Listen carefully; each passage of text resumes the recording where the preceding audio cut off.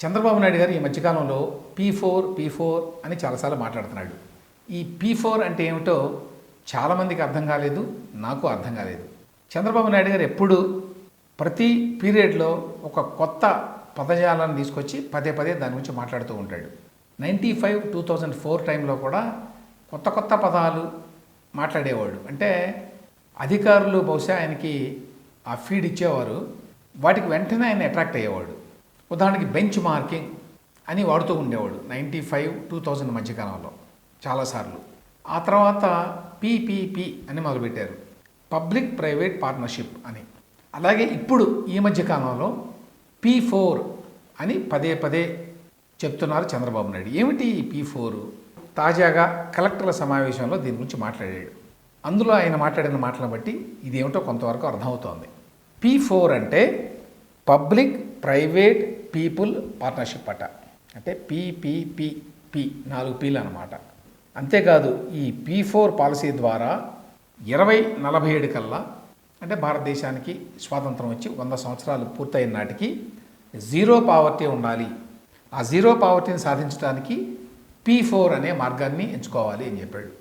ఆర్థికంగా బలహీనంగా ఉండేటువంటి వ్యక్తులు, కుటుంబాలకి ఆర్థికంగా బలంగా ఉన్న వ్యక్తులు, కుటుంబాలు సహాయపడాలట. అది పీ4 అంటే. ఆర్థికంగా బలహీనంగా ఉండేటువంటి కుటుంబాలని బంగారు కుటుంబం అని పేరు పెట్టారట. ఇవన్నీ అఫీషియల్ నేమ్స్.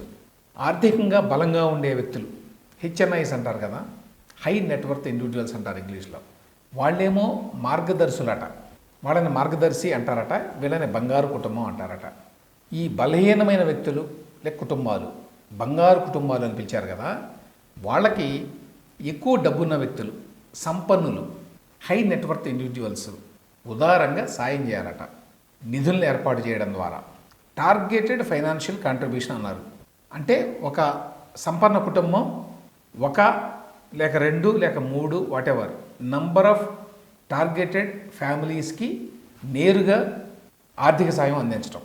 ఉదాహరణగా ఒక కుటుంబంలో విద్యావకాశాల కోసం, అంటే చదువుకోవడం కోసం డబ్బులు కావాలి, లేక ఆరోగ్య అవసరాల కోసం డబ్బులు కావాలి. నేరుగా ఒక సంపన్న కుటుంబం ఆ కుటుంబానికి సాయం చేస్తుంది. మరి ఇందులో ప్రభుత్వ పాత్ర ఏంటి? ప్రభుత్వ పాత్ర ఏంటంటే ప్రభుత్వం ఒక ప్లాట్ఫామ్ని నిర్మిస్తుందట. అందులో వాళ్ళు ఎవరు బలహీనులు, ఎవరు ఆ సోకాళ్ళు బంగారు కుటుంబం, ఆర్థికంగా బలహీనంగా ఉన్నవాళ్ళు అని నిర్ధారించి వాళ్ళ పేర్లని ఈ ప్లాట్ఫామ్లో పెడతారు.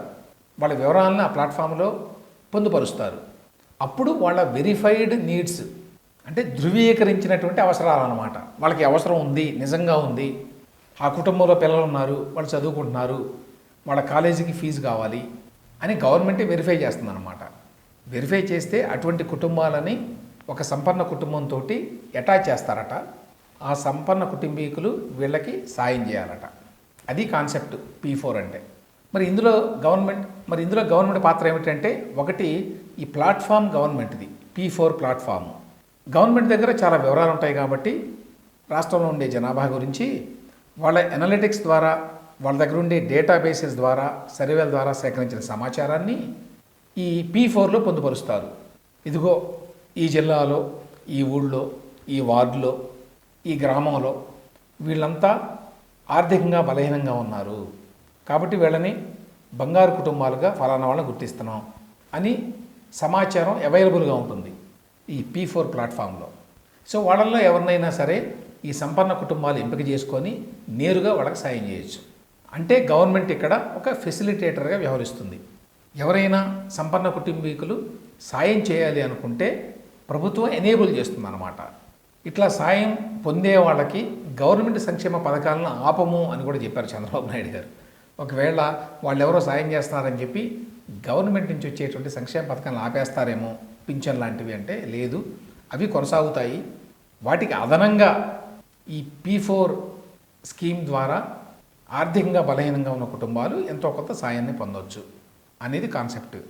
ఒకసారి డేటాబేస్లో ఈ వివరాలన్నీ ఉంటాయి కాబట్టి ఈ మార్గదర్శి అని పేరు పెట్టారు కదా డబ్బులు ఉన్న వాళ్ళకి, వాళ్ళు ఈ డేటాబేస్ని సెర్చ్ చేసి తమకు కావాల్సిన ఊళ్ళో, కావాల్సిన జిల్లాలో, కావాల్సిన గ్రామంలో ఎవరినైనా ఎంపిక చేసుకొని వాళ్ళకి నేరుగా సాయం చేయొచ్చు. అందుకనే దీన్ని టార్గెటెడ్ అప్రోచ్ అన్నారు వీళ్ళు. ఇందుకోసం ముందు గవర్నమెంట్ అఫీషియల్స్ ఆ కుటుంబాలని, అంటే ఆ బంగారు కుటుంబాలని, ఈ మార్గదర్శి కుటుంబాలని ఒక చోటకి తీసుకొచ్చి వాళ్ళ మధ్య ఇంటరాక్షన్ని ఎనేబుల్ చేస్తారట. అంటే వాళ్ళిద్దరూ ఒక చోట కూర్చొని మాట్లాడుకునేట్టుగా అవకాశం కల్పిస్తారు. ఒకసారి ఇద్దరికి ఒకరి గురించి ఒకరికి అర్థమైన తర్వాత నేరుగా ఆ సంపన్న కుటుంబాలు ఆ బంగారు కుటుంబాలకి సాయం చేయొచ్చు. వీళ్ళు ఎంత సాయం చేస్తున్నారు, ఏం చేస్తున్నారు అనేవి P4లో ఆ ప్లాట్ఫామ్లో నమోదవుతాయి. ఎవరైనా ట్రాక్ చేసుకోవచ్చు వాటిని. అంటే ఫలానా వ్యక్తులు ఫలానా వాళ్ళకి సాయం చేస్తున్నారు, చదువు కోసం వాళ్ళ పిల్లలకి ఫీజులు కడుతున్నారు, లేకపోతే వాళ్ళ కుటుంబంలో ఆరోగ్య సమస్యలు ఉంటే వాటిని తీరుస్తున్నారు, లేదు ఇంకే రకమైన సాయాన్నైనా చేస్తున్నారు అనే విషయాలన్నీ కూడా ఈ P4 ప్లాట్ఫామ్లో నమోదవుతాయట ఎప్పటికప్పుడు. ఇవి కుటుంబాలకే కాదు, వ్యక్తులకే కాదు, గ్రామ స్థాయిలో కూడా చేయొచ్చు అని చెప్పారు. ఈ P4 ప్లాట్ఫామ్ ద్వారా గ్రామ స్థాయిలో మీరు కావాలి అనుకుంటే ఒక అసెట్ క్రియేట్ చేయొచ్చు అని, ఒక సౌకర్యాన్ని కల్పించవచ్చు ఆ గ్రామస్తులకి. ఇటువంటివి చాలా చేస్తూ ఉంటారు. ఎన్ఆర్ఐలు కావచ్చు, డబ్బులు ఉన్న వాళ్ళు కావచ్చు, తాము పుట్టిన గ్రామాలకు, తాము చదువుకున్న స్కూళ్ళకో కాలేజీలకో ఫండ్స్ ఇస్తుంటారు. దానికే ఇప్పుడు ఒక మెకానిజం క్రియేట్ చేస్తున్నారు అనుకోవాలి. 10% సంపన్నులు సమాజంలో అట్టడుగునున్న 20% పేదవాళ్ళకి సాయం చేస్తే పావర్టీ పోతుంది అని చెప్పి చంద్రబాబు నాయుడు గారు ఈ మీటింగ్లో అన్నారు. P4 అనేది వినటానికి ఏదో పెద్ద టెక్ జార్గన్లా ఉంది, కానీ వాస్తవానికి ఇది చాలా సింపుల్ ఐడియా. సంపన్నులు పేదవాళ్ళకి సాయం చేయటం అనేది కొత్తగా ఎవరు కనిపెట్టింది కాదు, ఎప్పటి నుంచో ఉంది. ఆల్రెడీ చాలామంది సంపన్నులు, చాలామంది కంపెనీలు ఉన్నవాళ్ళు, పెద్ద పెద్ద వ్యాపారాలు చేసేవాళ్ళు దాన ధర్మాలు చేస్తుంటారు, సాయం చేస్తుంటారు. అయితే నేను ఇంతకుముందు చెప్పినట్టు దీనికి గవర్నమెంటే ఒక వేదికని ఏర్పాటు చేస్తోంది. అదొకటే తేడా. రెండవది, గతంలో కూడా చాలామంది తమ గ్రామానికో ఊరికో ఏదో ఒకటి చేద్దామని చెప్పి అనుకొని డబ్బులు ఇస్తుండేవారు. అయితే చాలామంది అనుభవం ఏంటంటే ప్రభుత్వాల పాత్ర కనుక ఉంటే అది చాలా కష్టమవుతుంది. ఒక జిల్లా పరిషత్ స్కూల్ ఉందనుకోండి, ఆ స్కూల్కి ఏదైనా చేద్దామని చెప్పి ఎవరో డబ్బులు ఉన్నవాళ్ళు, ఎన్ఆర్ఐయో మరొకరో అనుకున్నారు. దానికి ప్రభుత్వాధికారుల అనుమతులు తీసుకోవడానికి, వాళ్ళని ఒప్పించడానికి తల ప్రాణం తోకకొస్తుందని చాలామంది చెప్పేవారు గతంలో. ఇప్పటికీ అదే అనుభవం చాలామందికి. ఒక రకంగా చెప్పాలి అంటే ప్రభుత్వ సిబ్బంది ఇట్లాంటి కార్యక్రమాలకి పెద్ద అడ్డంకిగా ఉంటారు. అట్లాంటిది ఇప్పుడు ప్రభుత్వమే పూనుకొని మా ద్వారా చేయిస్తాము అని చెప్తున్నారు.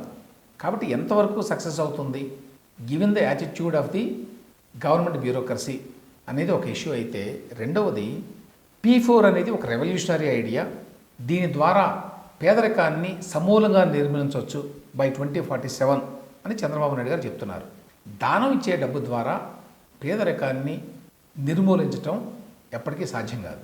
ఎవరినైనా వాళ్ళ కాళ్ళ మీద వాళ్ళని నిలబెట్టడానికి ఒక ఎసెట్ క్రియేషన్ చేస్తేనో, ఉద్యోగావకాశాలు కల్పిస్తేనో దీర్ఘకాలికంగా జీవితంలో ఎవరైనా నిలదొక్కుంటారు. అట్లా కాకుండా ఎవరైనా అవసరాలకి దానం చేయడం అనేది ఒక తాత్కాలిక చర్య మాత్రమే.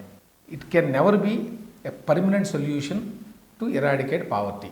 అట్లయితే ప్రపంచంలో బాగా డబ్బులున్న వాళ్ళందరి దగ్గర డబ్బులు లాగేసుకొని అందరికీ పనిచేస్తే పేదరికం సమస్య పోతుంది. కానీ అట్లా జరగదని అందరికీ తెలుసు. అందువల్ల ఈ P4 అనే ఐడియాని పూర్తిగా రిజెక్ట్ చేయాల్సిన అవసరం లేదు. కానీ దీనివల్లనే రాష్ట్రంలో మొత్తం పేదరికం అంతా నిర్మూలించవచ్చు అని చెప్పి అనుకోవడం మాత్రం అత్యాశే.